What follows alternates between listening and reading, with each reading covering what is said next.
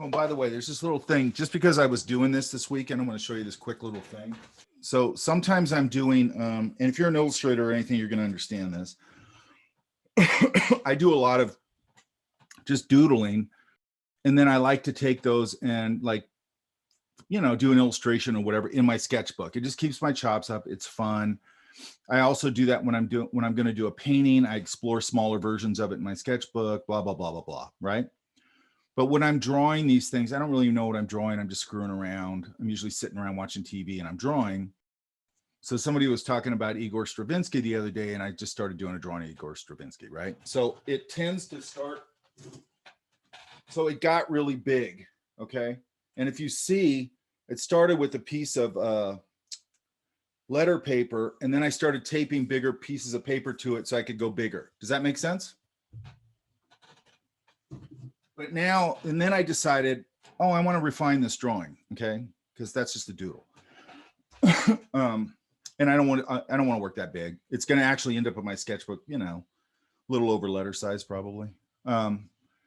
So there's a function. So how I have to do that, because I just have a regular size scanner here, okay?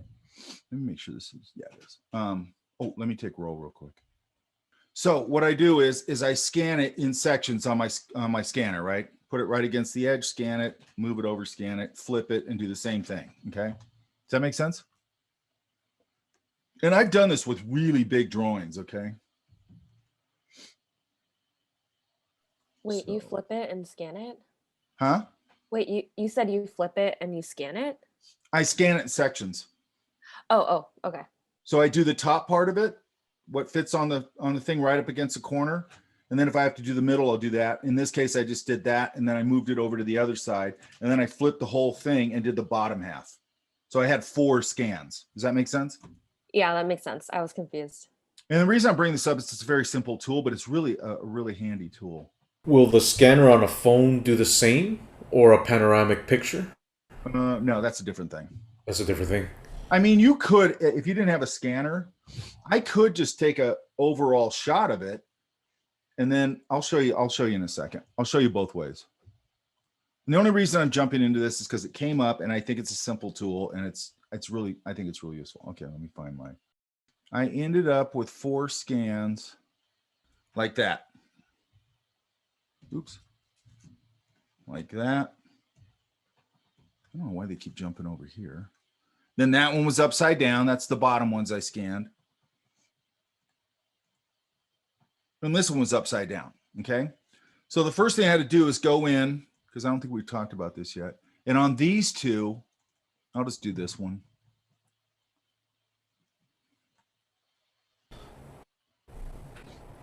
The way I always do it, and it's just probably because it's the way my brain works, I can go here to image.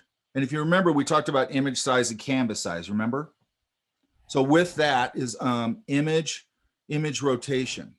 And I can go counterclockwise, and now it's correct, right? So let's go back. I could also go image, rotation, flip it horizontal, and then flip it vertically. And get the same thing. Does that make sense? Okay, so that's the first thing I'd have to do. Okay, and then I end up with, with all of them put together in the correct orientation. Okay, now I'm going to go in here to Photoshop. I'm not going to open a document. I'm going to go right here to automate. Okay, and I'm going to go to photo merge. Okay, because that's what it's going to do is merge these together. And then I'll get this window, and I'm going right here to reposition. Okay, there's other things you can do here, but be honest with you, I never use those, okay? Some of them supposedly can correct perspective and things like that, like this one here. I don't care about that. So I picked reposition. I go browse. And I go, here's all my pieces. I want to make sure they're all oriented correctly. Yeah. And then I just select all of these and I go open. And there they are. You see them all sitting in my queue? And then I'm just going to go, that's fine, and go, okay. And then it's going to think. You can see it thinking. And there, boom, you put it all together.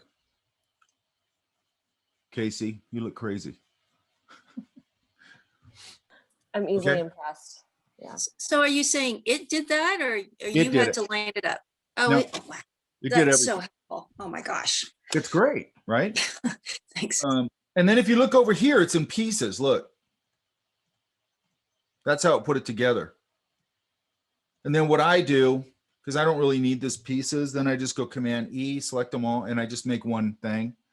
And then I took it and used my content aware, and I got rid of those stickers on it, which are my draft dots that hold all the pieces of paper together. And it doesn't have to be, it actually did a really good job. The only reason I get rid of those is I don't want them distracting me. Does that make sense? And then what I do, because I like to, when I'm going to refine a drawing, I like to flip it backwards.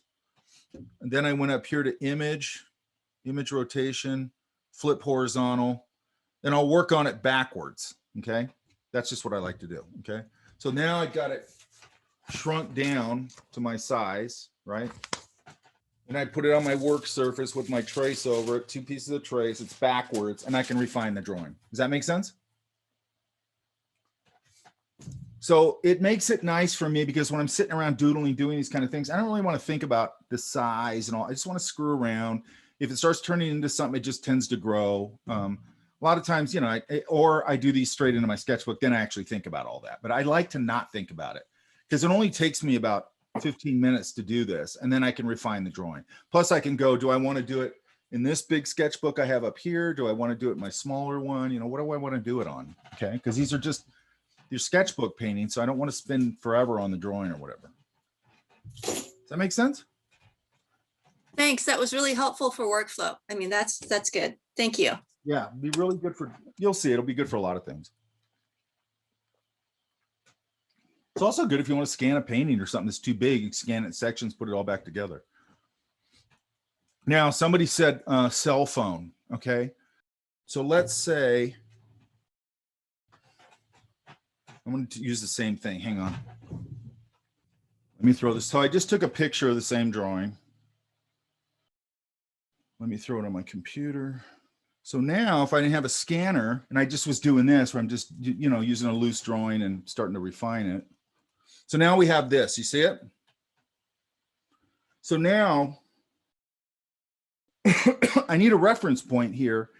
And, you know, I could use this board because I know that board is fairly true. Does that make sense? Okay. And you guys remember we talked about putting our rulers here and then being able to pull guides. Remember that? Okay. So I'm going to use that. First, I'm going to unlock this because I'm going to have to tweak it. And plus, we just started playing with our edit tools, edit transform tools. You guys remember that? Because we just did it, right? So I'm going to go, I'm going to pull, I'll pull it right here. Actually, I'm going to pull it on the paper because that's fairly straight. I'm going to pull it here. I'm going to pull it here. I'm going to this bottom corner, and then I'm going to pull one down here. I'm going to the lower corners, okay? And then I'm going to go up here to edit, transform, distort, and I'm going to pull it over and line it up with those guides. And I should end up with a fairly true, this one needs to go up a little bit. Where'd that go?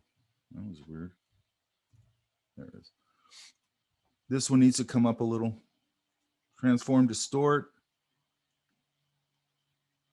Now this one's down. Actually, it lost all my stuff for some reason. And there. Then I'm going to go view guides, clear guides. And then I'm going to go C for crop.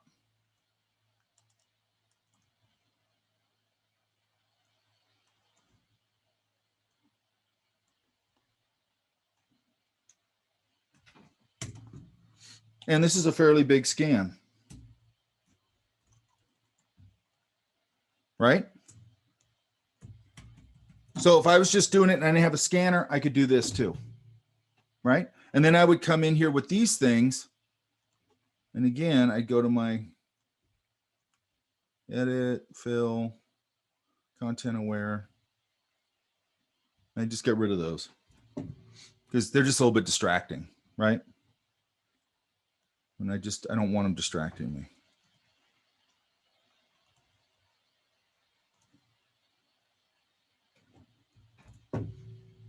You know, get rid of this one.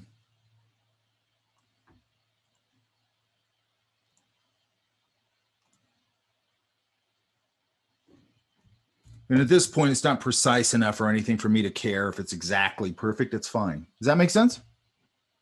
Okay. So that's another use for your edit transform tools, right? And the other one is photo merge. And you got to remember when you do photo merge, you go straight to photo merge. You don't go new document. You just go to photo merge because it's going to figure out the size and all that stuff itself. Okay. Oh, here's another thing real quick, you guys. If I have,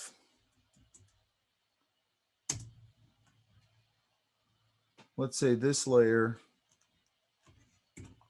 then I have another layer.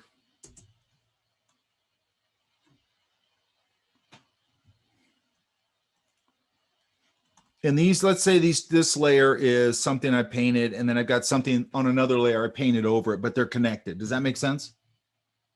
I'm not always going to want to have to go here and I'm going to rasterize these. I'm not always going to want to go here and select both of these if I want to move them. Does that make sense? So I can select both of them and go right here to this little chain, and it locks them together. So now if I pick one, they move together. Okay. If I want to undo it, I just click it and I undo it. Does that make sense? It'll come in really handy. And also, by the way, we haven't talked about this, but this is very simple. I can go right here to this little folder and create a group folder, and I can start putting things, you know, whatever it is in those folders. Like maybe this would be the landscape background and then the foreground and then this, and I can group them all in folders. Does that make sense? Now, I don't know why for me, I think it's just because I never did it that way. It just, you know, but it's a much smarter way to work, obviously, right? And by the way, we talked about this thing where if I click something, I can select that layer, right? Well, you can switch auto select up here to group. And then it selects the group folder, and it's selecting this as a group. So sort of doing the same thing. Does that make sense? Yeah. So now it's selecting the whole group. Okay. So that's simple. You just make a folder, you put things in it. I have a question. Sure. What was the reason for to rasterize the image? Because like I told you guys, like when I pull this in, okay, if I do this, like let's look at this. This is Ferris wheel.jpg. If I go, well, like I did before, I always do it this way. If I, you know, take this window and I pull it into here, it's fine. Oops, I pulled it into a layer or a group. I don't want it in a group. It's one thing I don't like about groups. They're kind of a pain in the ass. Hang on a minute. To me anyway. Okay, so I just got rid of that. So it asked me, do you want to get rid of the whole contents, the whole group, or you just want to get rid of the folder? And I just got rid of the folder, okay? When I hit the trash icon. Okay, so if I drag this in, you can see there's no icon on this layer here. You see that? Okay, but if I drag it off the desktop, let's get rid of these other ones. So there's the one we drag window to window, okay? If I go, I'm going to drag this off the desktop into Photoshop. See how it gives me that little icon? Because it created a smart object. I don't want a smart object right now. We'll talk about that later. Okay. So perfect. I have to go on the bar, not on the window, not on the word, on the bar, right click it and go rasterize layer. Now it's just a regular layer again, okay? Now the other way I can do that is I could go up here to layer, rasterize, smart object, and do it there. Does that make sense? And now it's just, you know, because it's convenient just to pull them off the desktop. I don't really know why it creates a smart object like that, but you know, you can just right click it and make it a rasterized layer and it's fine. Okay. Because I don't always want to open a window, and I don't even know if they have a place in here. Or Is there a in- hotkey for rasterizing a layer? So like instead of having to right click or, Well, kind of to me, right clicking is the hotkey. oh, okay. Well, actually, maybe, hang on. Maybe there is one. Rasterize. I don't see one here. Oh, okay. Just curious. Yeah. That's, you know what though? A lot of times you can look it up and there is one. It's just not listed there for some reason. I'm not really sure why that is. Okay, so that's that. Okay, here's another thing I want to talk about real quick. Because remember we talked about non-destructive editing, right? So those 3 tools, and there's other ones, but we're mainly concerned with levels, brightness, contrast, and hue saturation right now, right? So again, if I'm doing this, okay, so let's say I go, I'm adjusting this and I'm saturating it, and that's ridiculously oversaturated. And then I come back tomorrow and go, I don't like that. Well, I'm kind of screwed, right? So down here, right here, so here's your layer mask. Here's your chain tool, your link tool that we just talked about. This is a different thing.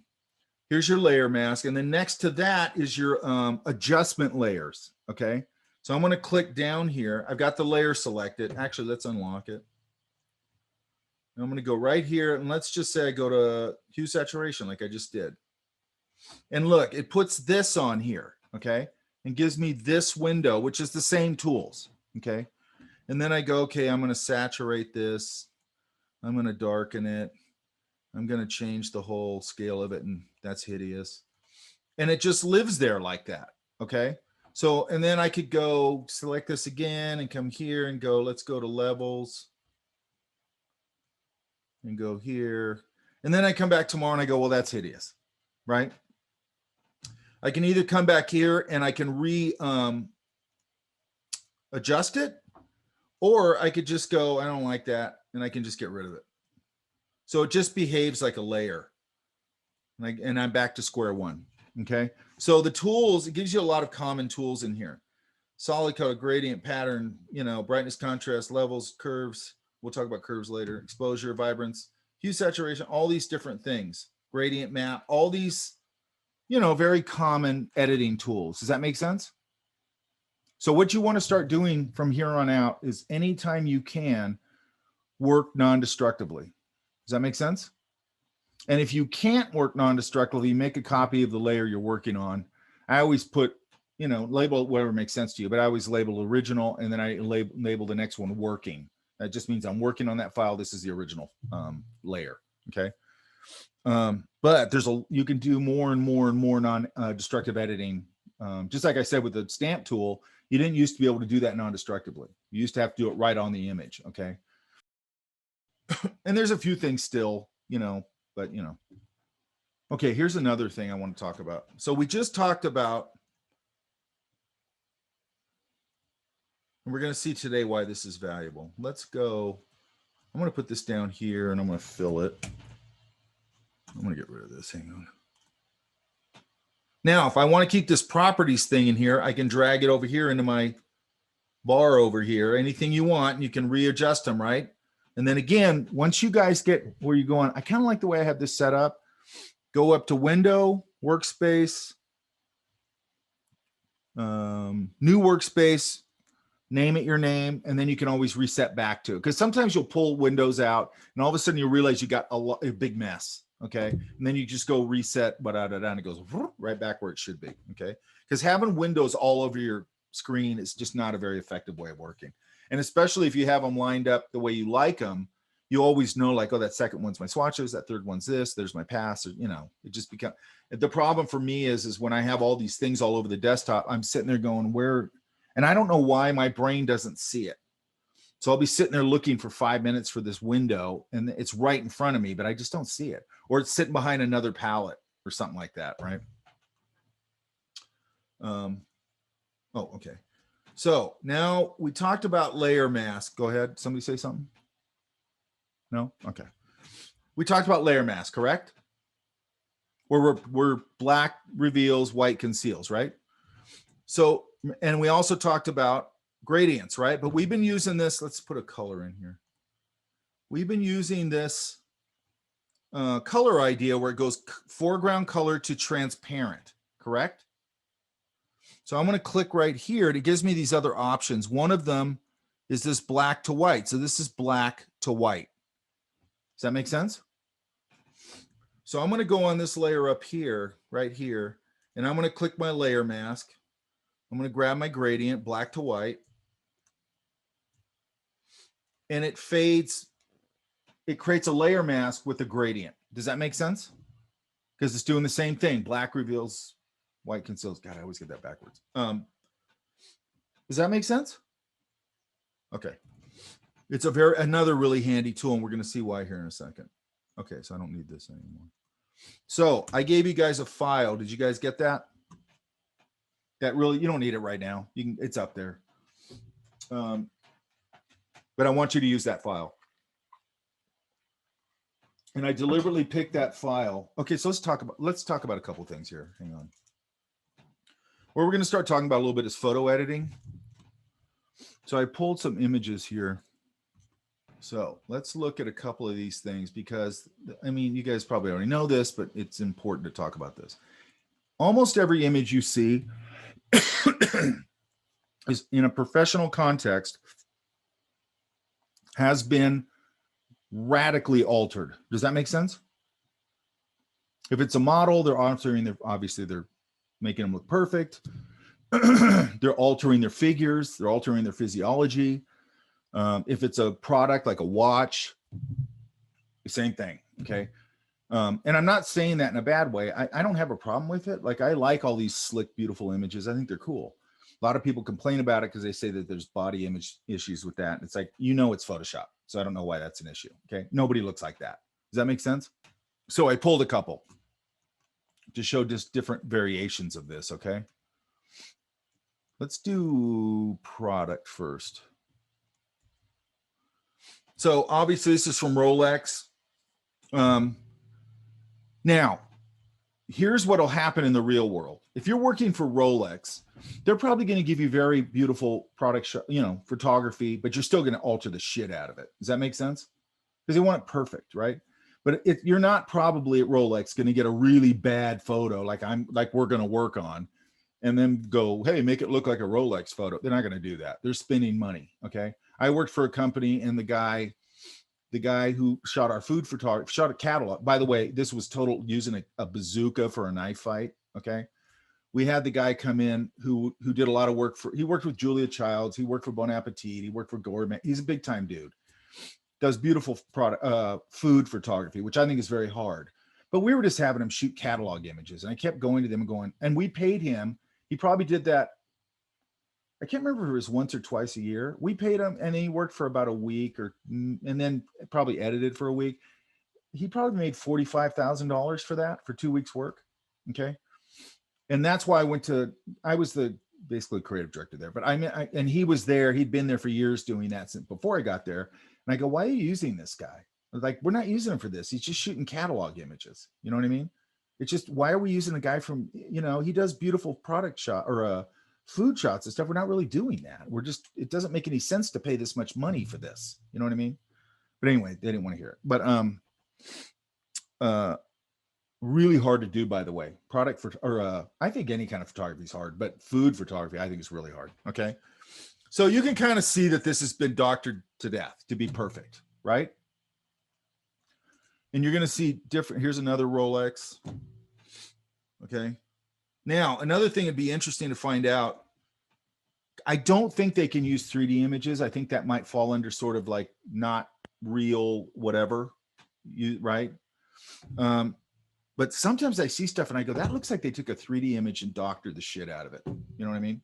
And I don't know if that's legal. It might be. Now, here's one from Yamaha's website. You can really tell this has been photoshopped. Does that make sense? It's just so slick and perfect, right? Not in a bad way. There's another one. Okay, so they're getting all these reflections dialed in just perfect, all that stuff, okay? Making sure that it's very clear, okay? Again, whoever started with these images probably had a pretty good image to start with and then just went in, but you'd be surprised how much work they do on them, okay? I forgot who this is from. I think this is from Williams Sonoma, okay? Again, that was probably pretty heavily edited, okay? All these were. I like this one. What's interesting about this one to me is if you look at this shadow right here, it looks like they did that gray fill thing I showed you guys last week, because that doesn't look like a real shadow to me. right? It's fine, it's effective, but I'm not even sure if this was even in the image in the beginning. And everything, look how perfect everything looks, right? So they've gone in and like probably saturated this up. I mean, they did all kinds of stuff here, okay? This one's kind of fun. Okay, they clearly juiced it a little bit, right?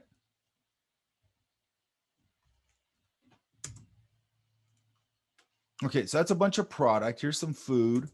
Food to me, this is more liquor. It's a little different, but again, you can tell it's been, you know, perfect up. Oops. Another one. By the way, this reflection, I'm gonna show you how to do that in a minute. These are probably all not real, more than likely. They might be, but probably aren't. Now, the reason I like to talk about food photography, I think food photography is really hard. Okay. And the same company that I worked for that I just told you about, we were using that photographer. When I came in, it was a huge behemoth company, but they had started off entrepreneurial. When I came in, I was their first hire where they went out and found me and brought me in because they wanted to start elevating their product or whatever, right? But what was weird is that when I came in, they started going like, "Hey, Mike, why don't you shoot that food for that whatever, wherever it was?" And I go, "Because I'm not a photographer, and I'm sure as hell not a food photographer, and I know my limits." And they go, "Well, you can paint, you can illustrate, drawing, all that shit. That's easy, right?" And I go, "No, it's not easy. That's like pissing on somebody else's discipline, which I don't like. Okay, photography is hard." And I go, "I don't want to do that. It's not going to look like this at all." Does that make sense? You know what I mean? And then I finally go, "All right, I'll just do it." Cause I go, "Well, they'll see it and they'll go, that sucks." And they were like, "Yeah, it's fine." So then I had to try and get out of that. Cause I'm like, I don't want our food photography looking like this. You know what I mean? So there's a lot of techniques just within food photography. There's a lot of techniques within any of these product photography. All of it. Okay. Vehicle photography, all of it. Okay. It's another one. You got to be very careful with food because you're trying to make it look appetizing, right? By the way, if you guys want to see great design and great photography put together, go to Barnes and Noble and go to the cookbook section. Okay. It's one of the most consistently really well designed. Like, I'm always complaining about bad design. There's a whole bunch of good design in cookbook stuff. Does that make sense? Actually, there's just a bunch of good design at the bookstore, period. But the cookbook, I love looking at cookbooks. They have beautiful photography in them. They really communicate what whoever it is. I have one by Tyler Florence, a guy that was I think he was on the Food Network. Great photography in it, I mean, great recipes too, but really nice photography. Okay. By the way, all this kind of stuff, Brian Johnson, one of our adjuncts, he teaches this kind of stuff. He has a photography class if you're interested, and he does this kind of thing too, like the falling stuff and all that. Really good class. Okay. If you want to get into the photography side of it, because I'm not really talking about that. I'm talking about the Photoshop side of it. And then more of this. Oh, I like this one. I like this stuff that has that sort of rich warmth to it. Does that make sense? And I like food, so. Now here's one where you're starting to put a little more together. It's from Williams-Sonoma. Okay, Williams-Sonoma used to have a print catalog, and if they still have that, subscribe to it. It's worth subscribing to it. It's actually a really nice catalog. Really, it's kind of like the cookbook thing. Really beautiful photography, interesting product, all that. Okay. But that you can see that's appealing. That makes me want to buy that stuff. Okay. Another one. Short focus, you can see right here. Okay, usually it's going, this is clear, and then it drops off very quickly. Okay, so there's ways of doing this. They could have done this with a channel thing. They could have done this with the blur tool, either or, right? Because usually the camera will either soften the foreground or the background. And in this case, both are softened. If you notice, it's softening up back here and it's softening up right there. What does that do?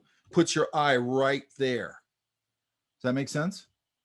This is the important thing because it's the only thing really that's super clear. Okay.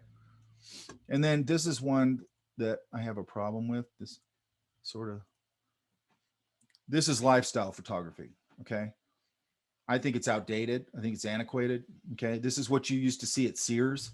Okay. The big lifestyle banners hanging over the kids department with the parents and everybody running on the beach and having fun. And I don't think it says anything. Does that make sense? Okay. Another one. I mean, is this appealing to anybody or is it just me? It's hard to say because like I feel like it's everywhere, so we're kind of desensitized That's to it. it. That's exactly I it. think, yeah. So I was working. So I have an example from this. I was working. Okay. There's two things. This is from the Disney store. And I used to be the design director for the Disney stores. Okay. And one of the things that I thought was this. Okay. I wasn't there long enough to kind of get it changed, but I was trying to change it. And I go, I don't want any of these lifestyle banners in here anymore. I'm sick of it. And they go, well, what are you going to do? And I go, product. You know what I mean? I go, I'm going to make bitchin' product. I want my product in the window. When those kids walk past that store, I want them to go, what's that? I go, our product becomes our store POP. Simple concept, in my opinion. Okay. If we're making killer product, that's what should be highlighted. Not a bunch of parents running on the beach with their kids. Who cares? You know what I mean? And as a kid, I remember this as a kid, I didn't care about that. You know what I mean? Like when I went to Sears and saw this stuff, that didn't make me go, oh, I want to go to that department because there's that lifestyle photo over there. I didn't care at all. And we were really partly messaging or trying to communicate to children, right? Because if I get the kid walking past the Disney stores and the kid goes and sees something in that window, he's dragging mom and dad in there and I win. Does that make sense? So anyway, it's just ever since then, it's kind of stuck in my craw. And then there was another company where I came in and they were launching this product line. It was all sort of foodish stuff. And it was supposed to be a little higher end and all this kind of stuff, or at least perceived that way. And they were going to do for the website and all that stuff, they were going to do lifestyle, which they ended up doing, by the way. And I go, don't do that. I go, let's do something fun. Let's make sets. Like, let's make little paper cutout sets for the product. Does that make sense? So we create little sets for them, right? So as a proof of concept,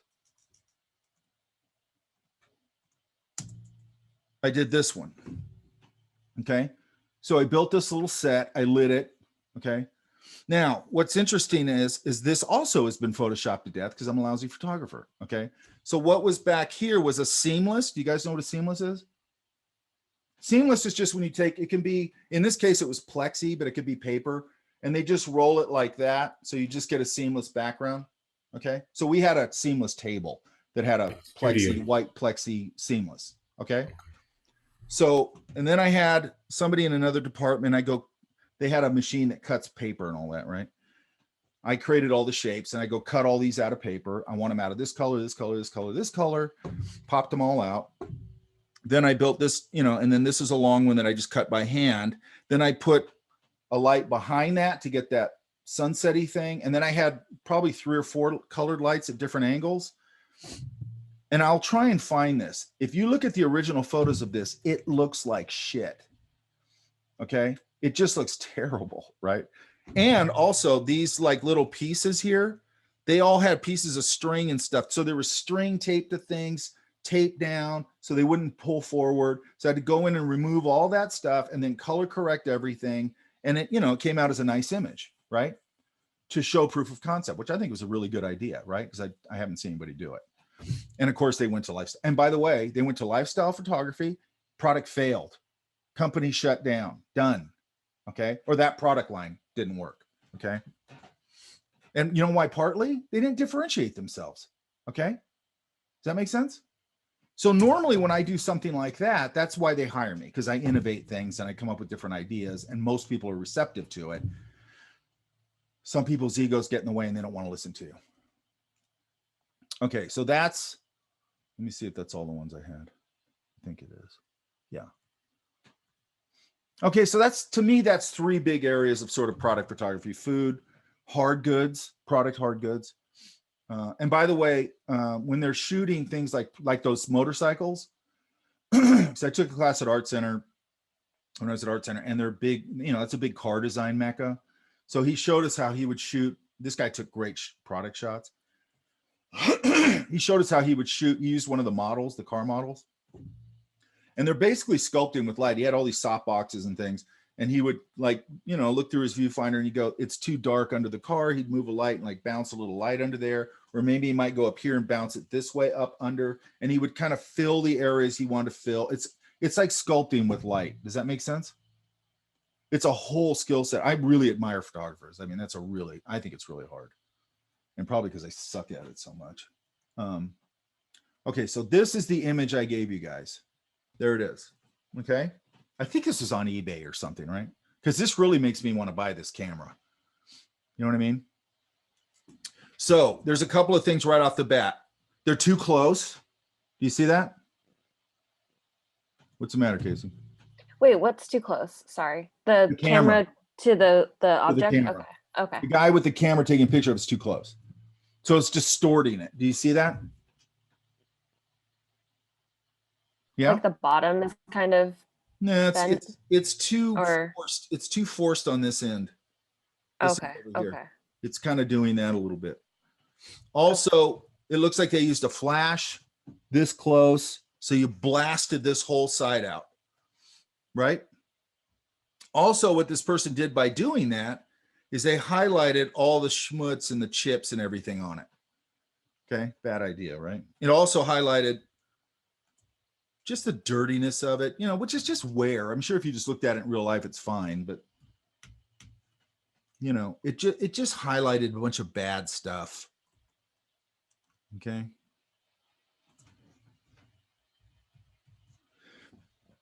So what we're going to do here is, okay, and here's another thing in this class, you guys. When I'm starting to do this kind of thing, or the movie poster or whatever, I will put an arbitrary date on the assignment. Okay. So like this one, I'll probably put it for, what's tomorrow? Tuesday, Wednesday. I'll probably put it for Wednesday. That doesn't mean it's due Wednesday, actually. Okay. And I'll always tell you this up front. The reason I do that is I believe that classes have to breathe a little bit. And sometimes we'll hit that Wednesday and I'll go, I think you guys need another day. Okay. And I think that's important, because if I just put dates on it, hard dates on it, and just go do it by tomorrow, I don't know that you're going to learn a lot. Does that make sense? Not on this kind of thing. If it's just an exercise, then yeah, I want it done the next day or whatever. But these things, we have to think a little more. I want to make sure that you're getting it, and that we have time in class to come back in and go, I'm having problems with this. I don't know how to do this, all that. Does that make sense? Because now we're going to start thinking, putting the things we've been talking about together, which is what we're always going to do. And then usually when working on a project, people will ask things or go, I'm trying this, and I might introduce a tool here or a tool there. Does that make sense? Okay. So what we're going to do here, let's get rid of this, is we're going to start fixing this thing. First by separating it. I'm going to give it we'll give it a seamless backdrop. We will come in, give it a shadow. We'll come in, give it a reflection. I changed the color of the lens on this one because there's a blue background. So I wanted that to reflect into the lens a little bit. Let's see what this is. Highlight. I'm controlling. If you notice, I've knocked all that white down on this side, and now I'm controlling where that highlight is. Does that make sense? I don't want Photoshop or the photo or whatever determining that for me. Okay. You know, and then we'll just take this and we'll just make it look a lot better. It could be this background, whatever, right? If you look here, hang on a sec. Oh, that's just a reflection. Okay, so what I would do, how I would start this, if I was you, is I would come in here, get my pen tool, get very close, and come through here and start really selecting this out nice and clean.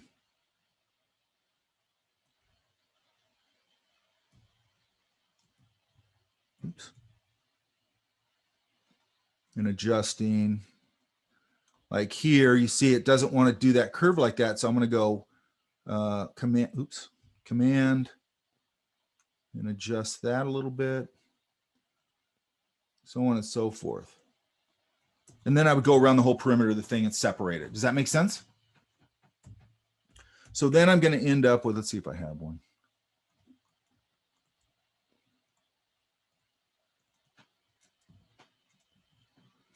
I'm going to end up with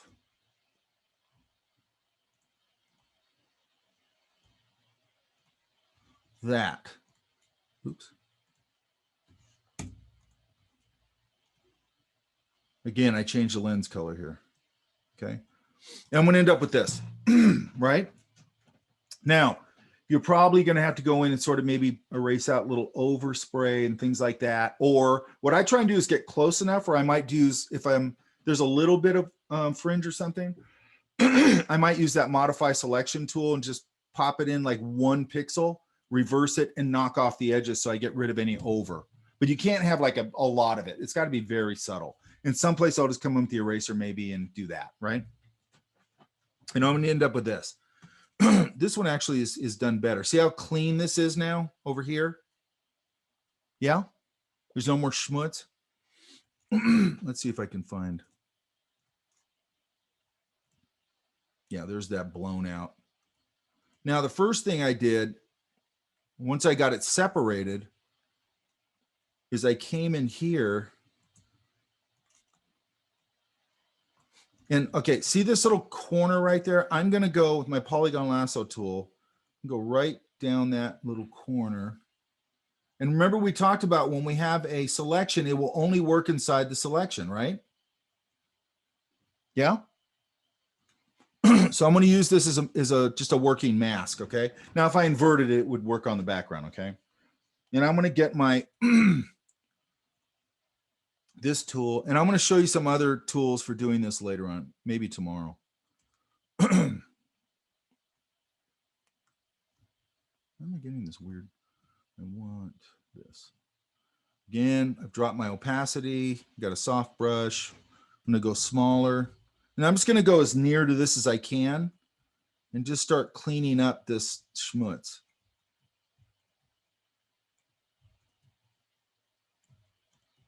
If I stay close to it, the lighting should be fairly consistent.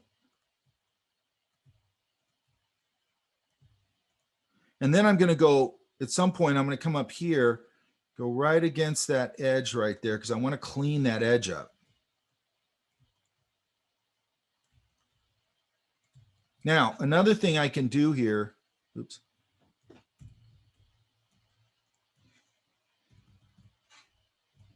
And I would do the same thing here. I'd make a selection so I can clean up that edge. And I'm still messy here, but you get the point, correct? I want to clean that up. Now, let's clean up a little bit.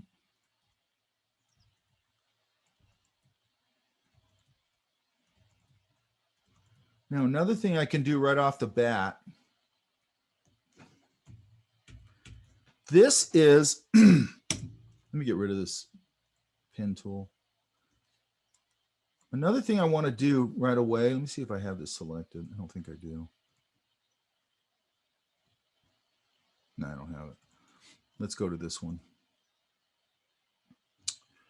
The first thing I'm going to want to do, by the way, when I get it selected, is I'm going to want to go in here. I think I've already corrected this one probably. And go to, I'm going to use, let's try perspective. And I'm going to go and bump that perspective so it's not so blown out on one side. Okay. I think I already did it on this one, you know, because basically it's sort of doing that a little bit in the original photo. Not that far, but okay. But I'm just looking at it going, okay, I need to correct that. Okay. Now, it would just depend on what I'm doing. In this case, it is a perspective issue, so I can use that. If it wasn't that, I might come up here and go back to our distort tool. And then I could come up here and just sort of adjust it that way. I want to do this before I do anything else because it's going to affect, now this lens won't fit right or anything. So I got to do it first. Does that make sense? Okay. Why is it doing that? There it goes. Let's go back. Okay.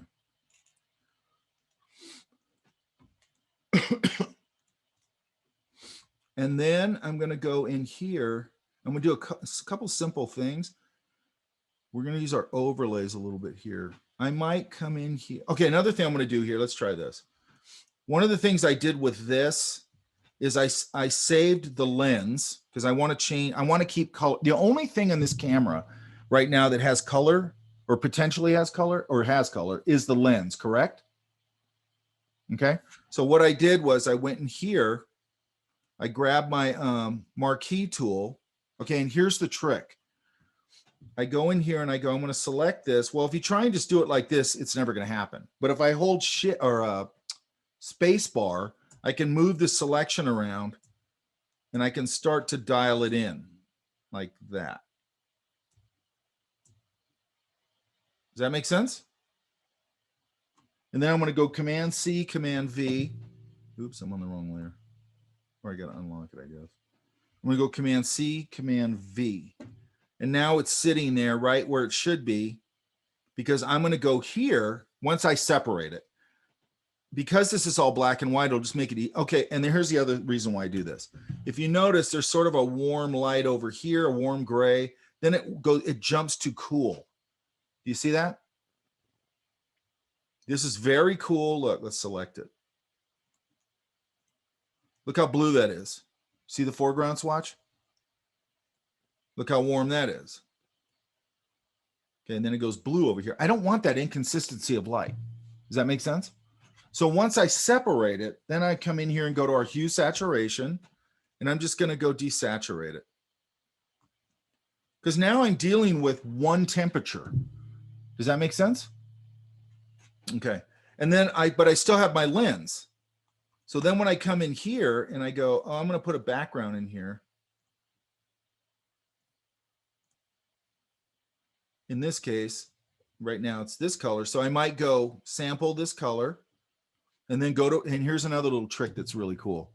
If we go back to our hue saturation, I have a foreground color picked here, correct? If I go to this little button right here, it says colorize. It's on the lens right now. If I hit colorize, it changes the whole thing to that color. Does that make sense? So in this case, I might go, now I like it to be a contrasting thing. But I could say, hey, there's a lot of blue in this environment, and I want that reflected into the lens, right? Or I can go, now I could go back to this, go back to my hue saturation, and I could roll through the color spectrum and go, well, what works? I like to do this. I always double check myself this way. I might pick a color and I go, well, and I can just roll through it real quick. And a lot of times I go, oh, green looks way cooler, Now I want to make sure it works with all the lighting. What I like to do is get a little bit of see if I can find it. Like a little bit of that amber lens color. Does that make sense? Okay. So that's the only reason I'm saving that little lens part. Because the rest of it obviously is just black and white. And then I might be able to come over here now and go, now it's reduced. And I could make a selection here. I want to try it just like this. And I know I'm making bad selections right now. And I make sure I selected all this out. I'd be using my pen tool, by the way. Wouldn't be using this tool. And I'm going to put a layer over it. And remember, okay, so you're going to see that there's a lot of handy uses for using grays on multiply overlays, okay? So I got a new layer here. I'm going to go up here. I'm going to pick my gray. I'll pick this one. I can always adjust it. Then I'm going to go to my gradient tool again. Only now I'm going to go back to foreground to transparent color, and I'm going to pull. And I like that little, because the edge would pick up light right there, right? So I like that. And then I'm going to go multiply. And see, I'm starting to knock down that craziness. All right, pretty simple to do right now because it's a black and white image right now. Now, if I wanted to pop at some point, and I probably would, if I wanted to pop a little bit of reflected light on or color onto the camera itself, I'll do that myself. Does that make sense? Now, if you notice here, there's a lot of dirtiness in this texture.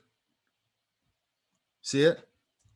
It's also blown out. I want to knock that down the same way I just did, but I don't want to lose all that texture because that's appealing, right? And it's, it's part of the camera. So again, I would do, let me get rid of this. I think it's distracting me. I'll do the same thing here. I'm going to make another layer. Oops.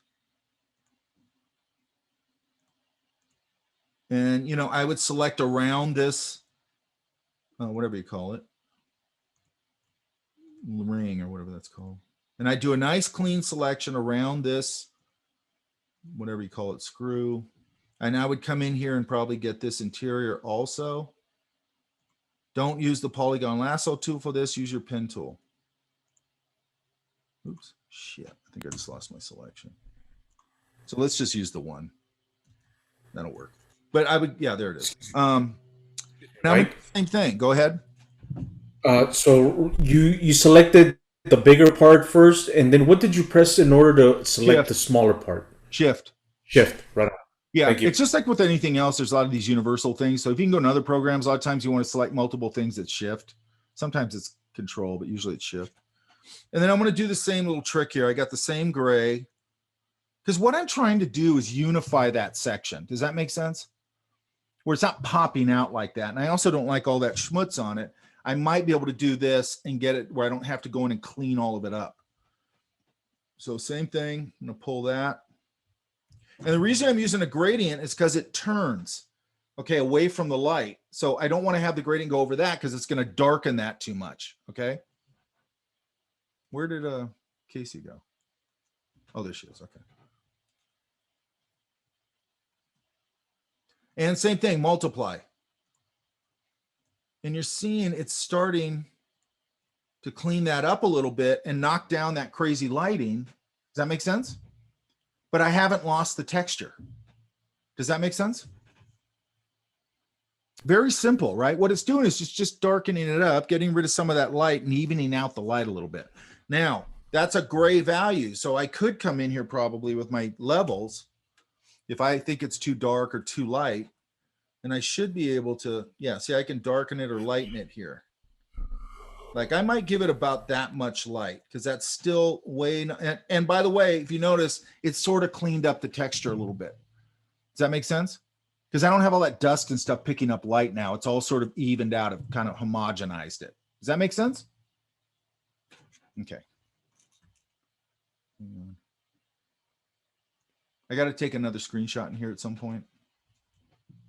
And then I might be able to use that up here because there's some, this here, there's certain things that's not going to work on. So I'm going to go back to my regular layer. And I would, you know, some of this stuff I'd be trying to do on adjustment layers, obviously. Okay. I'm just doing it for speed right now. I'm going to grab my, whatever you call it, stamp tool again. I'm going to get rid of this little thing here. I don't like that. I'm going to get rid of that. I'm going to get rid of that. But I can probably, because again, this is just a gray, I might be able to do the same trick here.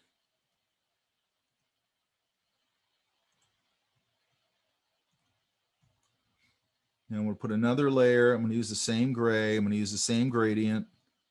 And I'm just going to try and even this out a little bit.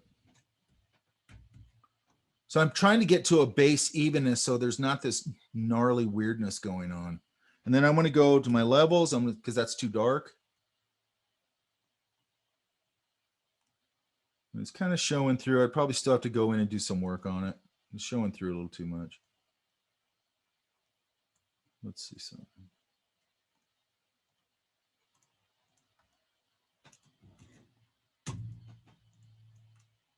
Wait, what the hell happened here? So I might not be able to get away with that there. That's weird. It's not. Okay, whatever. Okay, so, and then you guys remember our dodge and burn tool, correct? Dodge makes it lighter, burn makes it darker, correct? Okay, so I'm going to go here, and this is going to clean it up a lot. I'm going to go into here where it says Pentax, and I'm going to grab my burn tool, which goes darker.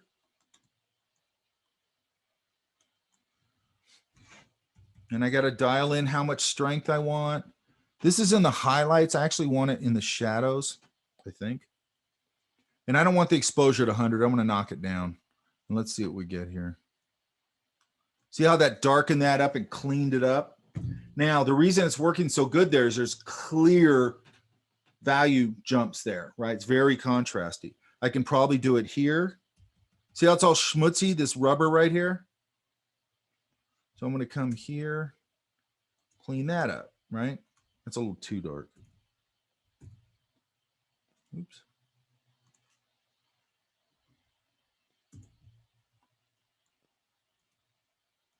That probably knocked down the, it's all right, I guess. And I still come in here and clean up these little schmutzy things. But if you notice right here, see how it's grabbing some of the stuff around it? Because it's just not quite as clear there. Okay. And then I'm probably going to do the same kind of trick here. Now, here's what people do. Like they go to this light right here and they go, I'm going to take the burn tool. Oops. Let's go on highlights. I'm going to take the burn tool and I'm going to paint it. Sometimes it works. Sometimes it looks really gross. Does that make sense? This has no color, so it doesn't look too bad. If it has color, a lot of times it gets really gross looking. That's not that bad. I usually tend to do, that's not too bad actually. But what I would do is this. If I was going to do that, I would use my selections to make masks. So I'm going to go with my pen tool. I don't want to go beyond this and I don't want to have to worry about it. So I'm going to go to here, pull that curve.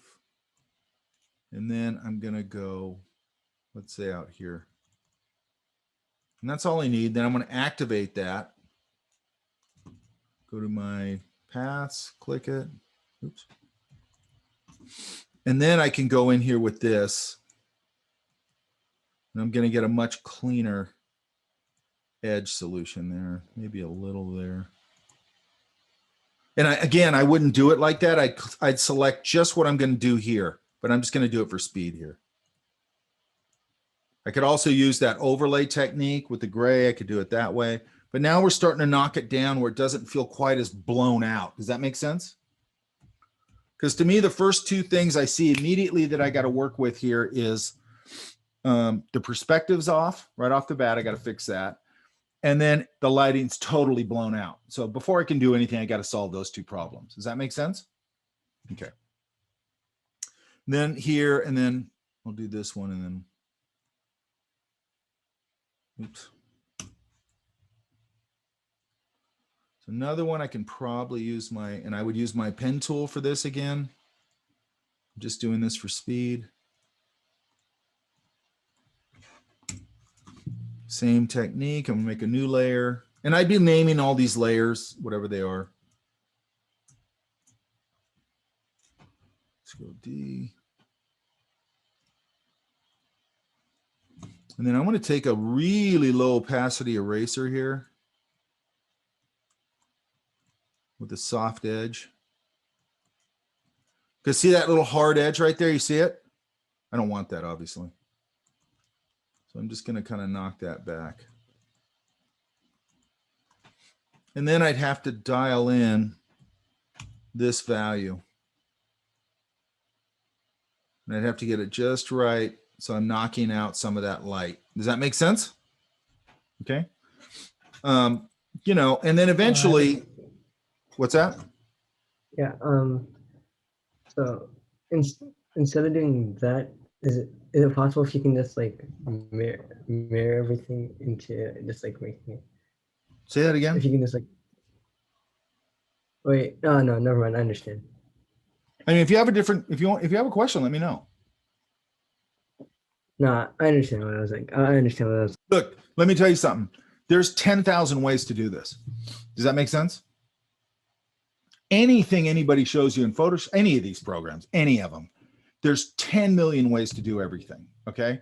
What I'm trying to do is get you familiar with basic tools, and that's what we're using for this. Does that make sense? Oh, okay. Okay. Yeah. So there's a million ways to do this. Okay. If you go in and you watch somebody do like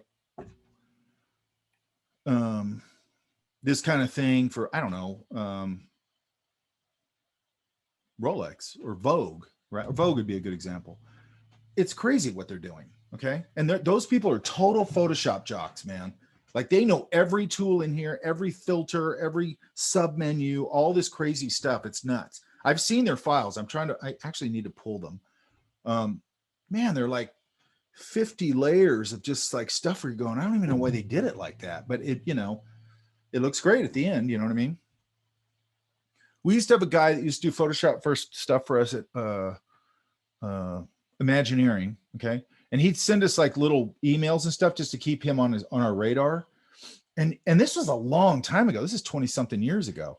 He would Photoshop stuff, just crazy stuff that like couldn't possibly be real, but he'd Photoshop it so good it looked totally real. You know what I mean? And by the way, 90% of the images he sent, not 90, but a lot of them he sent were totally inappropriate, by the way. Like nobody would work with him now if he was sending that stuff now. Okay. And now, you know, Hey, Mike, can I ask you a question though? Like, talking about process, like, you know, how you said we first work with getting the perspective, right? And then now we're cleaning up all the little dirty things. And then now we're working with the light adjustments. Yeah. Is that how the process that you would go about, like a hard image like this, where there's a lot of reflective, or like you said, that's black and white? Like, would your process change based on, like, I don't know, if it was like a teddy bear, you know, absolutely. Oh, okay. Absolutely. But like, just thought process wise. So is it just first correct the geometry, like the perspective things, so those are all in line, and then correct the things that just automatically like attack your eye, all the ugly, right? Is that kind of like what you would do? And then now it's kind of like you're fine tuning things. Like to me, the knob bothers me, the fuzzy knob on the top where it's not very clear. Oh, this back Would you here. I think I sharpen did things that. like I that? don't know if that's in the original image. I might have screwed that up or something. I don't remember that being like that. No, not that one, the other one. Yeah, this one on the other side. Yeah. So I don't know if it's just my eye or no, I on the think other that side. that might be something I did in another demo on accident. I don't think it Oh, looks okay. like that in the it might. I don't know. Okay, I just meant like, you know, as you work through the image, like, is it, Yeah, see here. are there it's certain clear. things See that it? people see? The one I Yeah, gave you, it okay. won't be blurry like that Oh, okay. because I don't I want just you to meant have like to the wait. thought process. Go ahead. Mhm. Say it again. Is there things that, like, just from your experience, that there are certain things that really pop out that people go, that's the thing to work on first, or is it just like individual? Like, Remember we however. talked about, I said big to small. Mhm, That's what I'm doing. Okay. So I'm going, boom, the first thing I got to fix. If I don't fix a perspective right off, then I'm going to do a bunch of work and go, oh, I got to fix a perspective. And now all those bits and pieces won't line up anymore. So that's boom, I got to fix that. Okay. I got to get it separated. I got to fix that perspective. And then I go, the next big idea is this lighting doesn't work. Okay. Because I can't do anything with color or anything else until I fix the lighting. Okay. I got to do that. Okay. Thank you. Yeah. Now let's look at something because we're going to use, okay. This camera has a certain amount of perspective to it. And I'm going to show you a little reflective trick. I would have to do a little more work on it. I'm not going to expect you to do that for this. I don't think it matters. I think it's fine. Let's grab this.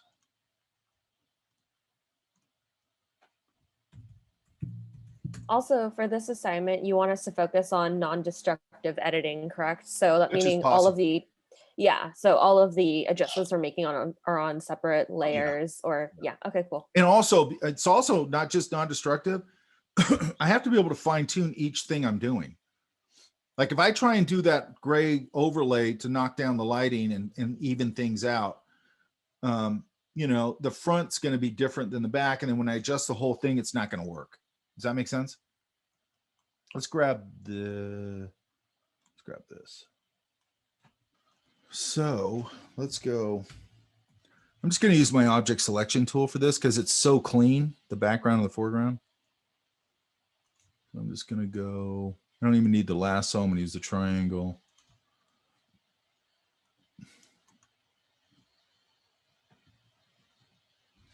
I'm going to go X. Okay, now I'm going to refill this so it doesn't have that. Oops. I'm going to put this back. I'm going to take my crop tool and make it a little longer, maybe a little taller. And then I'm going to drag this right here and make a copy of it. Then I'm going to put it behind the other one. Then I'm going to go up to this tool. Okay. So here's another thing, you guys. Remember we just talked about this image, and I can flip the image or rotate it or whatever. If I go under, I just want to flip the bottle, one bottle. Okay. If I select that bottle, I want to select this one underneath.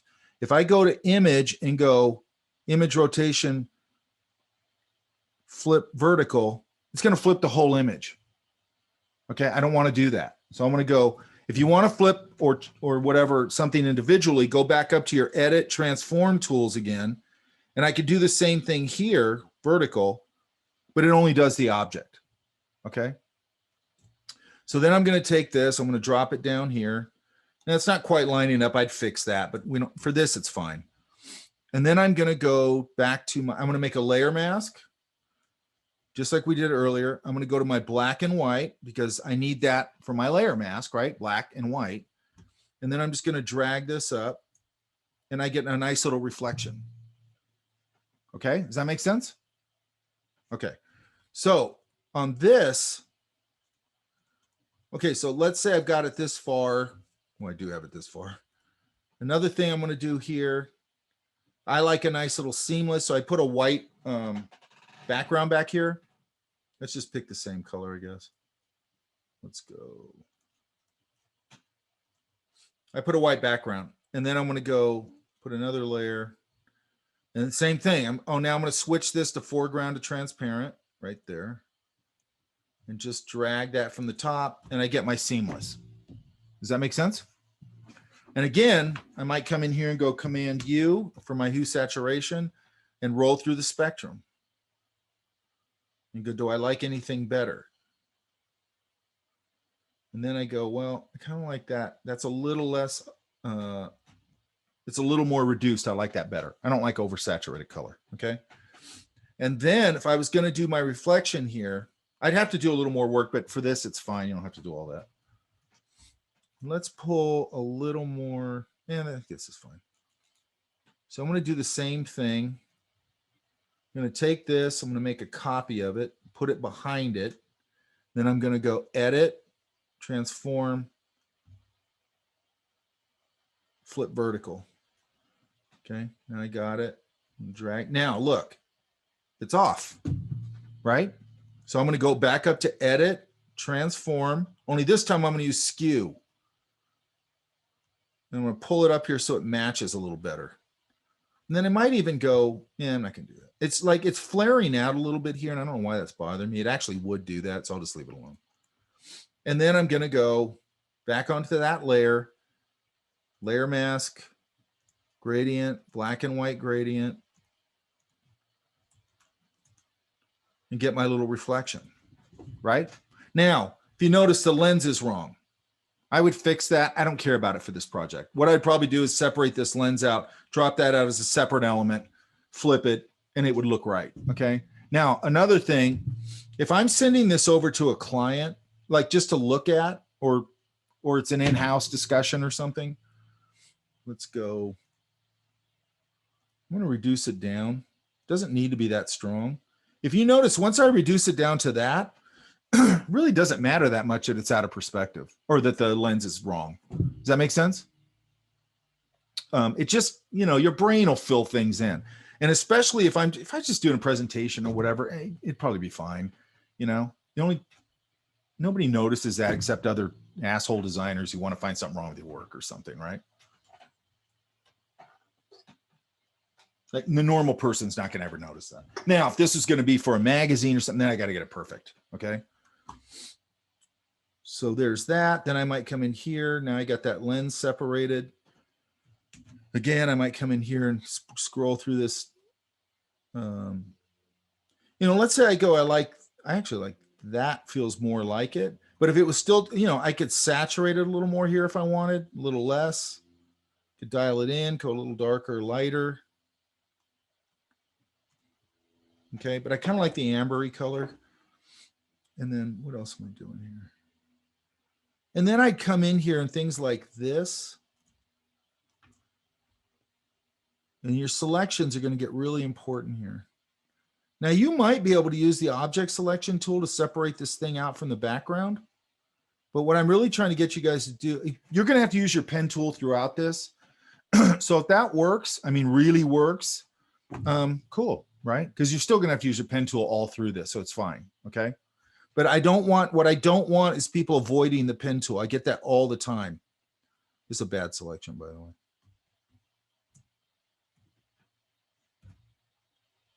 Hang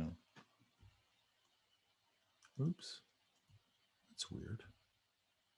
Oh, that's why. You know, and I come in here and adjust this and get it right. But let's say that is right. I'm going to go select this. And I'm going to clean this up. Okay. And I'm going to come in here, and this I might just kind of come in and just tweak it a little bit. But one of the main things I want to clean up here is, see that edge right there? I don't like that. It's dirty looking, right? So for sure, I'm going to, and I also might come in here and go, I'm going to clean up that edge.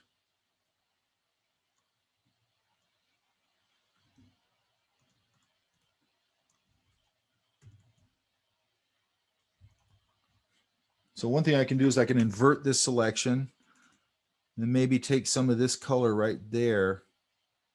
Oh shit, with the wrong brush. This brush is huge. Hang on.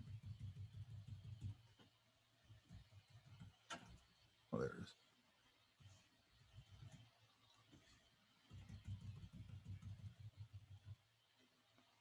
We'll select that right there. By the way, when you have your brush selected, if you hit Option, it'll change to the eyedropper tool.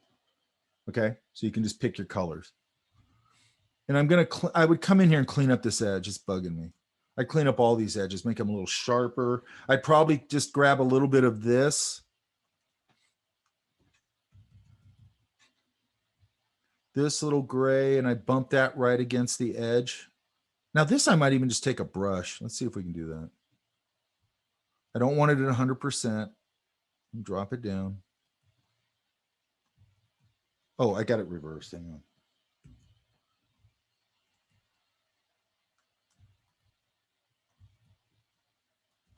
Because there's just too many shapes going on in here. If that makes any sense. And, you know, let's just start getting that thing cleaned up. I'd probably get, I just clean it up. Does that make sense? The goal here is that when you get these things done, nobody really notices. Okay. Like to me, when I look at those motorcycle images we looked at, like that, those look to me like super Photoshop. Does that make sense? But not in a bad way. I mean, not in a bad way. Okay. Because the general public, again, they don't know. They don't care. Well, they do know now, but they don't care. Okay. Does that all make sense? Yeah, I just have a quick question. Like when you're talking about it looks photoshopped, is it because it looks like the lights are coming from all different angles? Like No, the they're highlight? conscious of where the light's coming from. If you don't know where the light's coming from, you're dead in the water, period. Then you can't do much of anything, really. If you don't understand light, directional light and bounce light and ambient light and all that kind of stuff, you got to know that stuff. Okay. Okay. I have just one quick question. I don't know if it really is, but like, you know how there's all the reflective surfaces on the camera, like where you just did that little screw knob and the little hangy thing, and the, is there a program or something that you can adjust all those light levels? Like if I went and touched all of, can you adjust all of those lights to make it look, I don't know, brighter or reflective just on those surfaces? Well, I could Does that select make those. I could Oh, just by individually selected. Yeah, well, I Okay. could select them. I mean, yes, well, I mean, for this, Or is that kind of like a lazy way? well, I don't know how much it would work. Let's do this. I'm gonna flatten this for a second, which I would never do, but I'm just gonna do it for this discussion. And let's leave out the backdrops.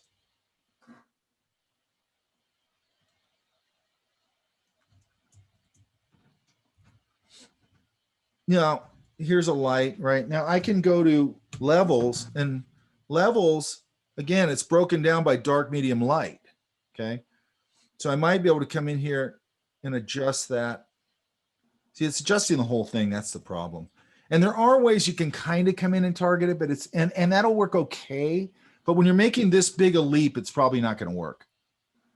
Does that Okay. make sense? Now I Yeah. could come in here and just go, okay, I'm going to make a nice selection here, depending on what I was working on. Let's say I'm doing this. Because some of this stuff, this would work. So and I'd have to have a good selection again, okay? You know, and if I was picking a section, then I could just, that section while it's selected, that's the only part that this is going to affect. See how it's getting darker? Mhm. Just there. You know, and I can dial, sometimes that is the solution. Okay. And there's other ways, you know, you can do like, there's other ways of doing that. I don't want to jump too far ahead yet.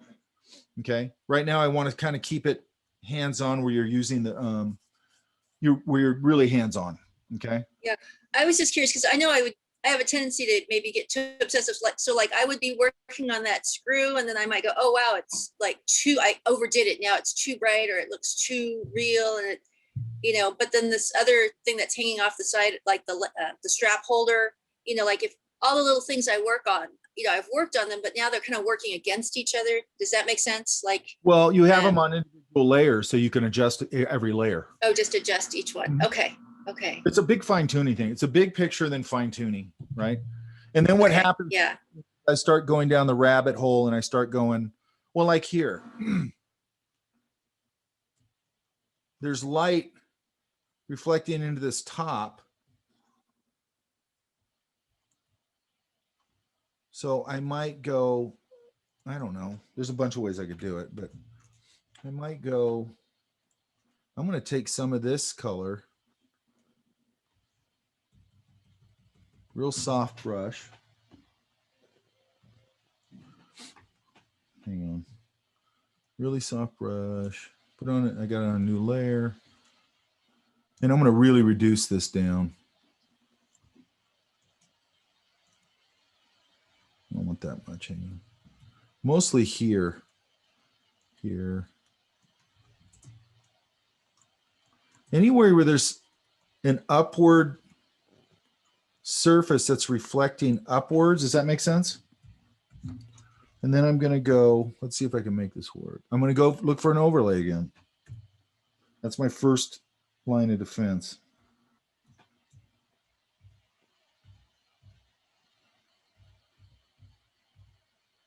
That's not too bad.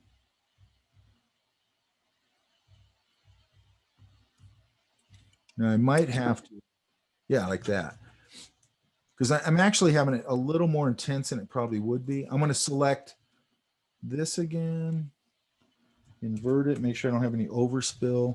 And then I'm probably going to come in here just probably with a soft low opacity eraser. Just kind of sculpts out some of this stuff. I don't want it everywhere. I want it on the down facing planes. It's a little too low opacity. I only want it on the up facing planes. Probably not here too much, a little less there. And what I'm trying to do now is if there's that light and that's catching light in the original photograph, well, if I'm telling you that it's in a seamless blue lit, that blue's in there, then I can start reflecting that into things where I can, especially there, because there's already, the above is reflecting down into it. I'm going to give that a little color because it starts putting this camera into the environment. Does that make sense? And I'm just going to look for a little, I might even be able to do it here.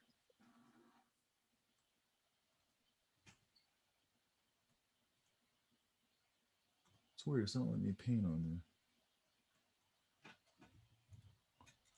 there. Hang on. Might be able to do it. I want to do another layer. I don't know why it's doing that. And then I might be able to go, oh, I'm on eraser. That's why. Let's go back to here. See if I can do it here. I might paint a little bit in there.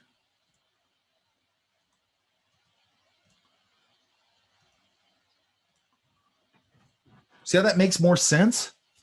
It just makes more sense, right?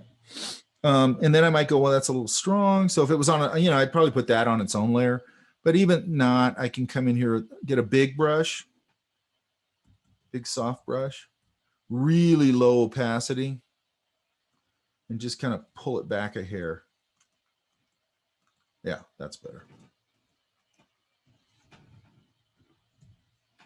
And then I start going down the rabbit hole of going, see how when you pop a little color in there in the color environment, it really starts to come more alive. Does that make sense?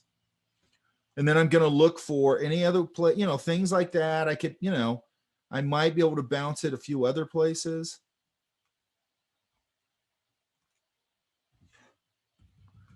This is linear light. So let's go up here and make another linear light. That seems to be working pretty good.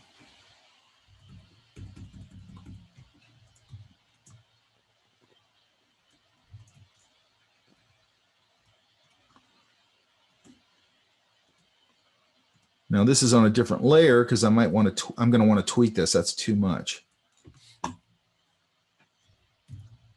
So in this case, I might just go, I'm just going to come up here to my opacity and pull it back.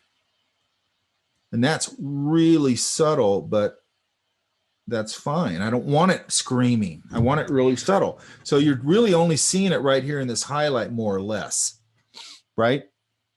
So I'm starting to subtly give this camera a little bit of color again because it only had black and white before. We reduced it to black and white, right? And at some point, I'm going to want to have some nice color in it. Yeah. You know, this right here is a tilt. That's a plane tilting this way, also going up, right? So it might be another spot where I go, you know, can I get a little blue in there?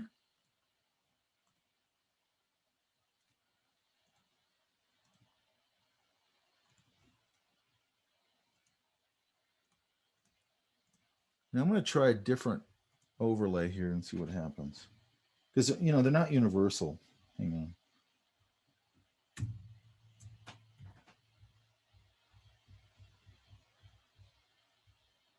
That's not too bad. That's pretty subtle. So I'm going to go here, click my thumbnail because that is my selection. Once I've cleaned it all up, that selects it. Command, and then I'm going to go inverse and get rid of the overspray because I just don't want that there. And then I might come in here again and pull this down. Oops, wrong layer. Pull this down. I don't really want it screaming. I just want to give it a little bit of that color in there. Okay, so now it's starting to get a little more life in it. Does that make sense? And I'm also looking at, like, if I had an object over here, let's say that this was a group shot. And let's say it was a group of cameras, right? Or new line or whatever. And let's pull this out. Oops, I'm in the wrong layer. Damn it. Hang on. And let's put this behind the camera. Let's take this and this all the way to here.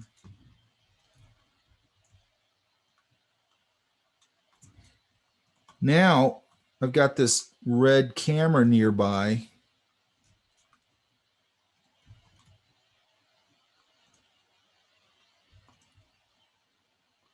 It's going in. I'm going to select this color with my eyedropper tool.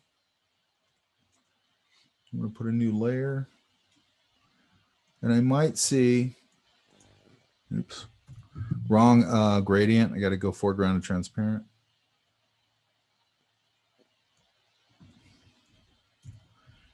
And again, I'm going to try my overlays. Sometimes I can't find one, but usually I can.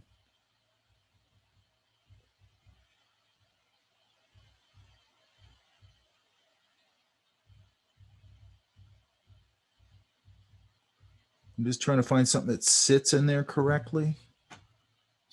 And then I could maybe pull this down and maybe just get a hint of that bouncing into that, because something that bright and that lit is going to probably bounce. Even if it doesn't, I can justify it. Does that make sense?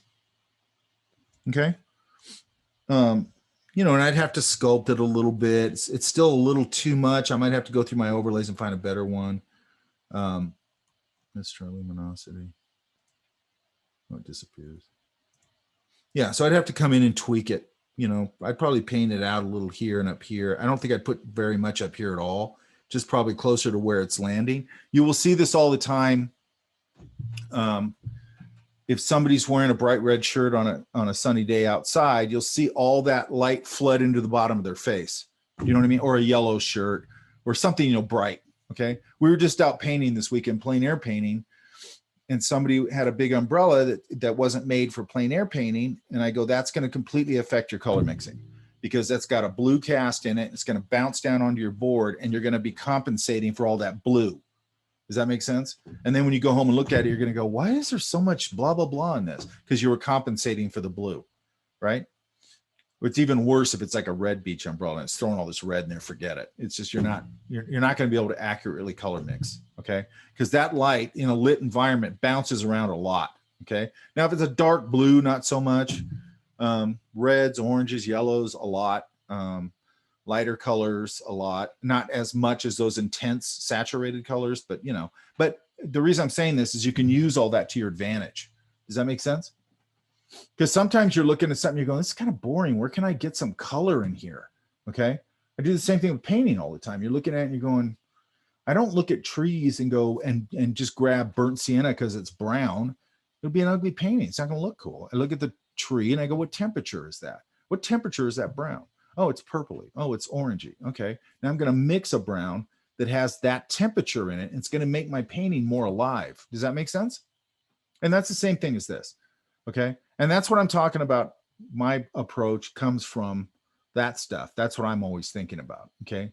I'm just thinking of this just like a painting, or the same lighting ideas as if I was outside painting or whatever, painting from life or whatever that is. Does that make sense? And some of these things I'm going to heighten and some of them I'm going to pull back. It's just, you know, you got to get into an area where it starts to feel good.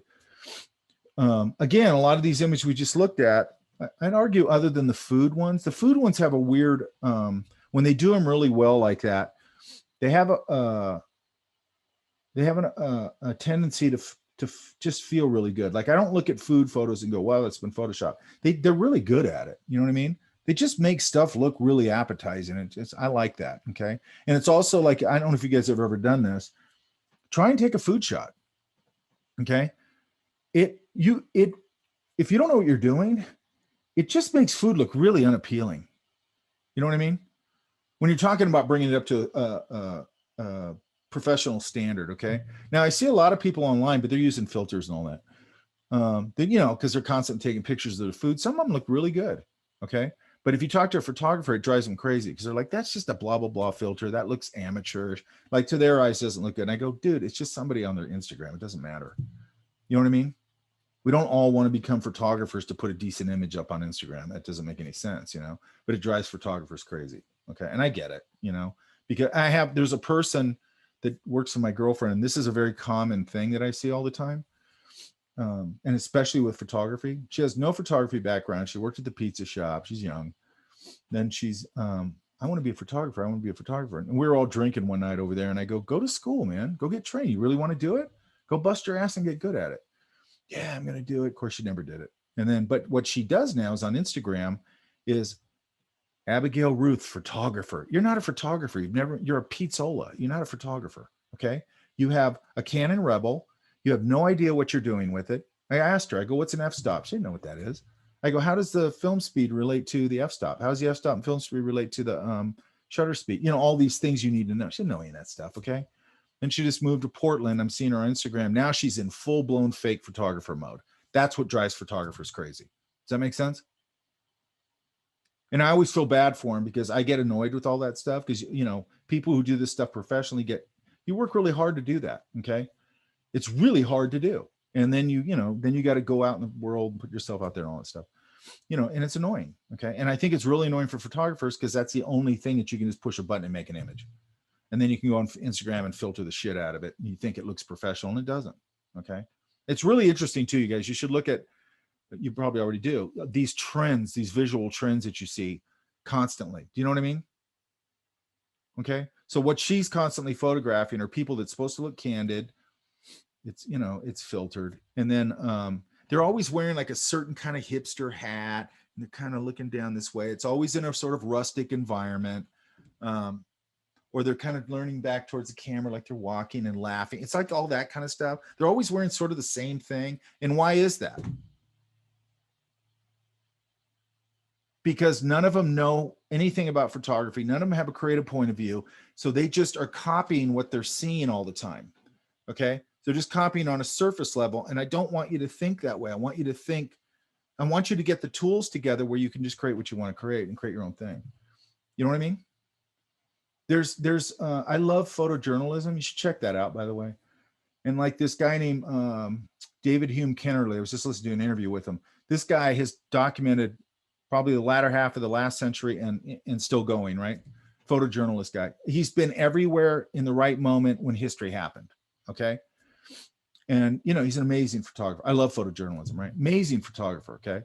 And now, and I like this about this guy, because a lot of the older guys like that, they're like, screw the iPhone, screw all this stuff, man. And he's not like that. And he just put a book out, or I don't know when he put it out, but he put a book out, just all his iPhone photography. And it's so mind blowing to me, because I go, holy shit, man, these people can take a good picture with anything. You know what I mean? It's so amazing to me. It's just an innate thing, you know? And I have friends that do that too. That I've had friends that I might've said this. He does a lot of street stuff, and I'll look at, and they're really cool. And I'm looking at going, what are you using for this? My iPhone. I'm like, holy crap. You know what I mean? It looks amazing. And they're not really filtering them that much or anything. Like they're going in and doing their usual like Lightroom stuff or a little bit of I don't even know if he is actually. A little bit of tweaking a little bit, but I mean, that's always happened in the darkroom and all that stuff. But, you know, in other words, just get your own point of view, right? You know, don't, you know, whatever's going on, that's fine. But I don't think it should be driving your stylistic choices. Yeah. Okay. Questions on this?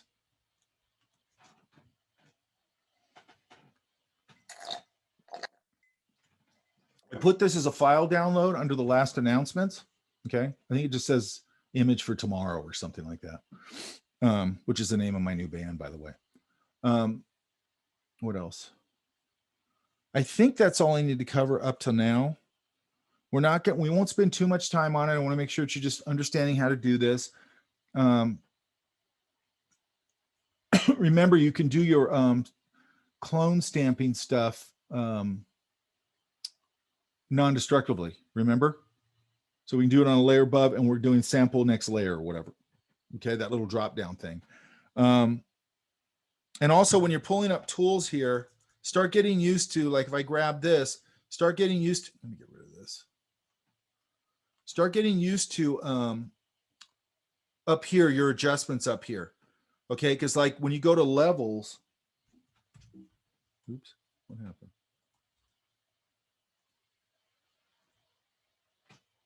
Hang on. I'm looking at the chat real quick. And I got to get another screen grab. Or I might not. Okay. Yeah, you guys don't panic if you handed me the stuff, because I like it on Google Drive. I do not like it on Canvas. Okay. It's a pain in the ass on Canvas. Okay. When you select this, you know, again, if you use a direct selection thing, fine. But when you're making your selections, you know, all around this thing, make sure that you're zooming in and you're getting nice, clean selections. Okay. It will not work if you don't. And you don't just want to go in and try and use whatever, direct selection or this or that or whatever. I'm probably going to show you a couple other things to clean up the image a little more tomorrow. The reason I'm doling these things out is that it tends to go in classes. If I go, okay, just like the direct selection tool, then I go, here's the direct selection tool. And they're like, well, why do I need another pen tool then? And it's like, because it doesn't work all the time. Does that make sense? It's not always accurate. And also stop being lazy. You know what I mean? Like put the time in here. Okay. And then again, I'm going to do one more selection thing, and then we'll go into our creative project. Yeah. And I would start thinking about, again, we talked about this last week, start thinking about what you're going to want to do for that. Okay. Again, it doesn't have to be a movie poster. I just want some kind of postery thing. Yeah. You know, whatever it is. It can be for almost anything. It can be a music event or whatever. I don't care. Coachella. I don't care. Right. And I think that's it. By the way, another thing I might do here just real quick, like towards the end of it, So this lens probably is a little curved like that, I would guess, right? Which means it has an upper, whatever you call it, plane, if you want to call it that, and a lower, okay? So I might come in, this would be at the end, towards the end. I might come in here.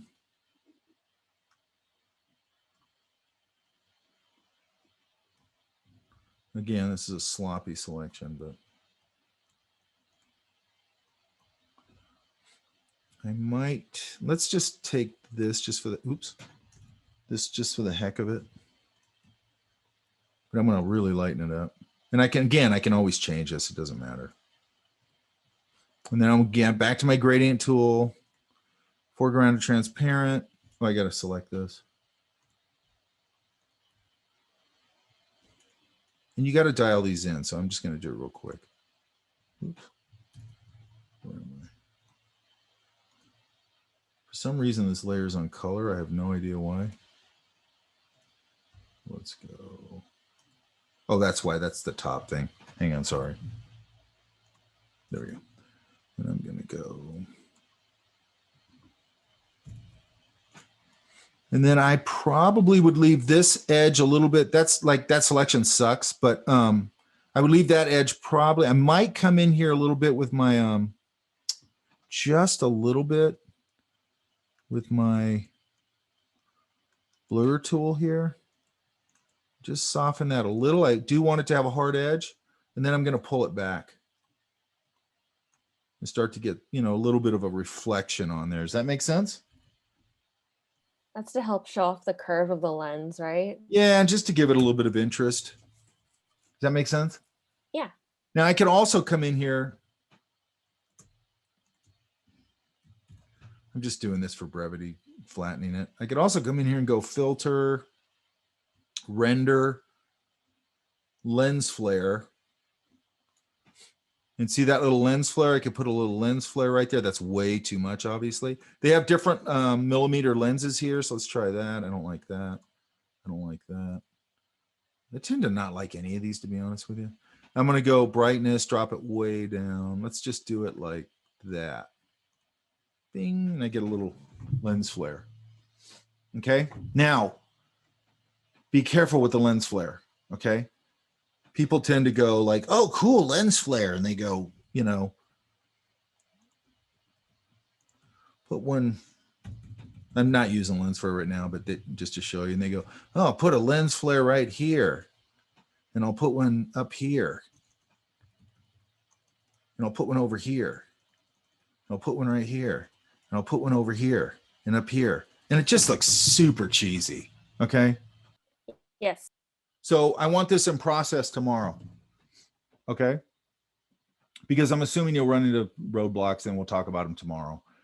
Spend a day or two on it. And then I want to get into the more complex selection thing. And then I want to move on to our next thing. Yeah. And if there's no questions, you guys, I'll let you go. Yeah. Somebody's staying behind. I forgot who it was, but stay behind. I'll talk to you. Yeah. I'll see you in the morning, you guys. Thank you. Thank you. Thanks, you guys. Thank you. Professor, Yeah. I was kicked off the